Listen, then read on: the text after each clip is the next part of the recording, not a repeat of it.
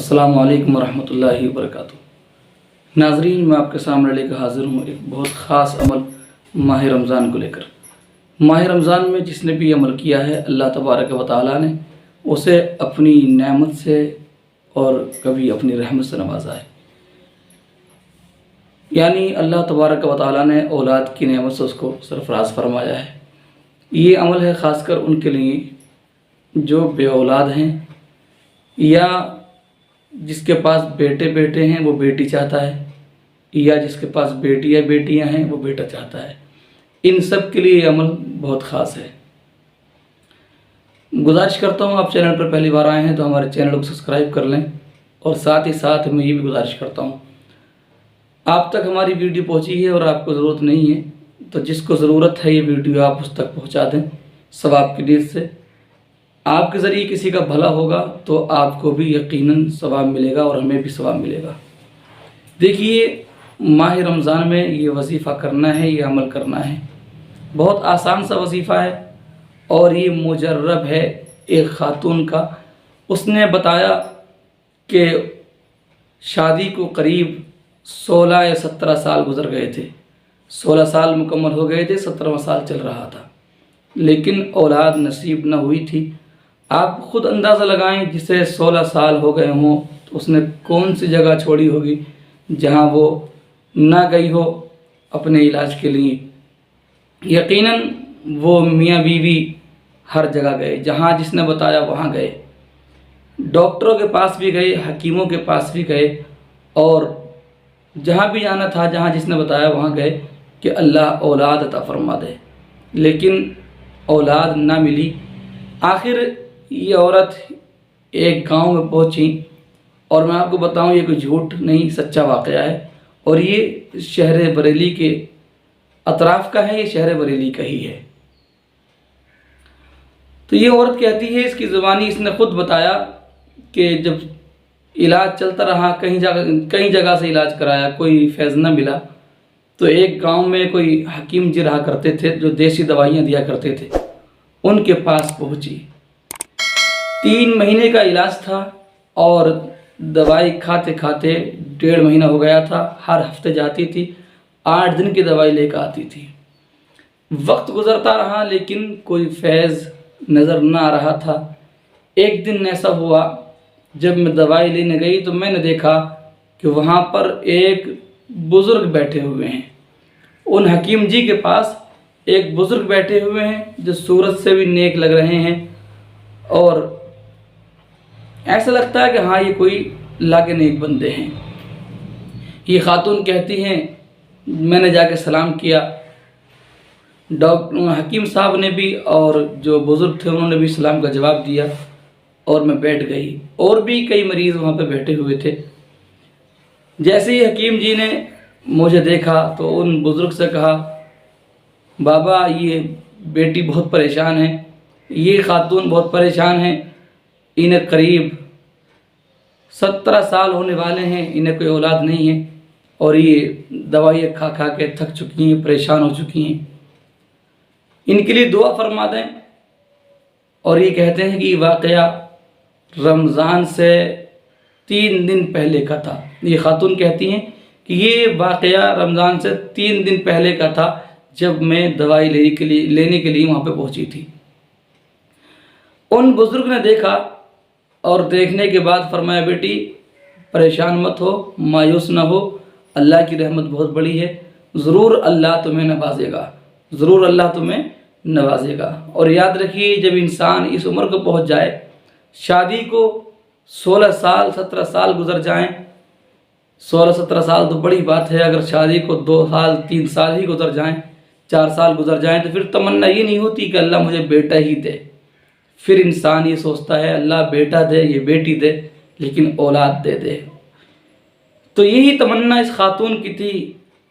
उन बुजुर्ग ने कहा, बेटी परेशान ना हो, अल्लाह तेरी गोद को भरेगा, बेटी दवाई भी खा। और मैं तुझे एक वजीफ़ा बता रहा हूँ, रमज़ान शरीफ आने वाला है, तुझे रमज़ान में कम से कम 7 दिन ये वजीफ़ा पढ़ना है, और तेरी मर्ज़ी, अगर तू चाहे तो पूरा महीना पढ़ लेना।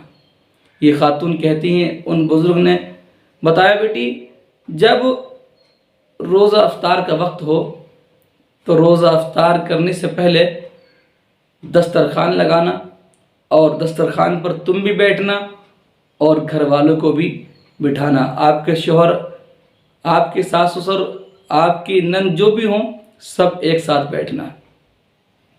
اور بیٹی، اور تمہیں یہ کرنا، اگر شوہر نہ بھی ہوں تب بھی تمہیں دسترخوان لگانا ہے، اور اس طرح سے تمہیں یہ عمل کرنا ہے۔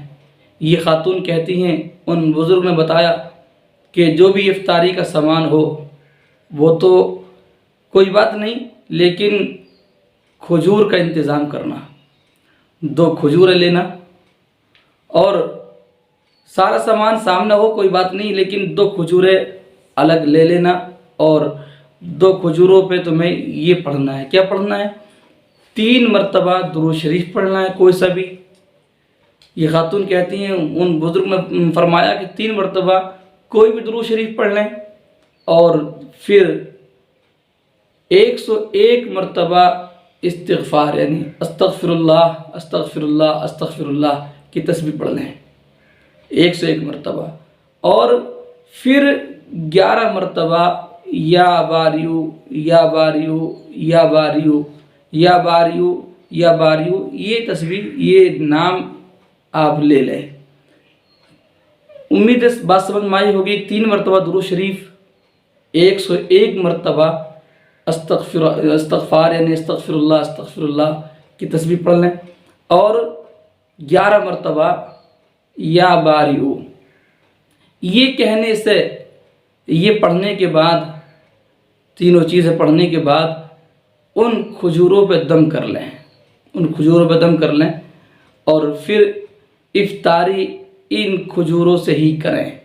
یہ خاتون کہتی ہیں میں نے ایسے ہی کیا، کبھی میں وظیفہ پڑھ لیتی، کبھی میرے شوہر پڑھ لیتے، اور دونوں ہم ان کھجوروں سے افطار کرتے۔ 7 دن گزر گئے تو ہمارے دل نے چاہا کہ ہم کرتے رہیں، ہم وظیفہ کرتے رہے، یہاں تک کہ پورا ماہ رمضان گزر گیا۔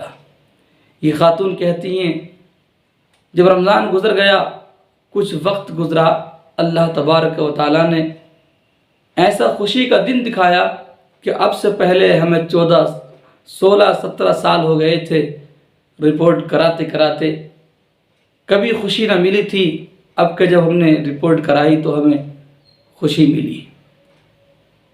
یقین جانے اتنی خوشی ملی کہ پھر ہم نے ایک اور رپورٹ کرائی کہ ایسا نہ ہو کہ ایسی غلط آ گئی ہو، اس میں بھی ہمیں خوشی ملی۔ پھر ہم نے ڈاکٹر سے ملاقات کی، ڈاکٹر نے کہا کہ آپ بالکل بے فکر رہیں، اللہ نے آپ کی سن لی ہے، اور آپ جو ہے بہت جلد انشاءاللہ وقت آنے پر ماں بن جائیں گی۔ یہ خاتون کہتی ہیں اللہ تبارک و تعالیٰ کی ایسی رحمت برسی کہ 17 سال کے بعد شادی کو 17 سال گزر چکے تھے جب اللہ رب العزت نے ایک چاند سی بیٹی عطا فرمائی۔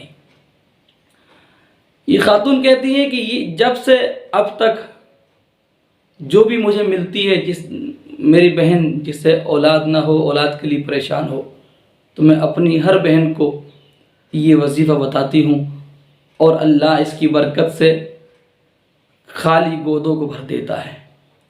اللہ کی رحمت سے کبھی مایوس نہیں ہونا چاہیے، ہر وقت اللہ کی رحمت سے انسان کو وابستہ اور با امید رہنا چاہیے، اور جتنا ہو سکے انسان اپنے گناہوں سے توبہ کرے، اس لیے کہ کبھی کبھی ایسا ہوتا ہے کہ گناہ دعا کو قبول نہیں ہونے دیتے، دعا آرزو اور تمناؤں کو پورا نہیں ہونے دیتے۔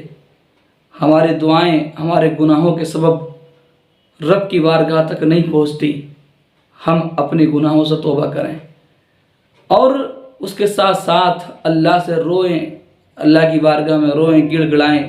یہ خاتون کہتی ہیں کہ افطار سے 5-10 منٹ پہلے ہم اپنے گھر کا سارا کام کر لیتے، اور پھر جب 5 یا 7 یا 10 منٹ رہ جاتے تو ہم دسترخوان کے قریب بیٹھ جاتے، اور پھر اپنا وظیفہ پڑھ کر، اپنا عمل کر کے ہم اللہ سے دعا مانگتے۔ بزرگ کہتے ہیں اگر ہاتھ اٹھا کے دعا مانگو تو بہتر ہے، اور ہاتھ نہ اٹھا سکو، گھر سب بیٹھے ہوں سامنے، शर्मिंदगी हो रही हो। ये भी होता है कि बहुत सारे लोग ताने देते हैं, तरह तरह की बातें होती हैं। तो इन सब बातों के मद्देनज़र अगर हाथ उठा के दुआ मांगो तो बेहतर है, ना मांग सको तो दिल ही दिल में दुआ मांगते रहें, ये वजीफ़ा पढ़ते रहें।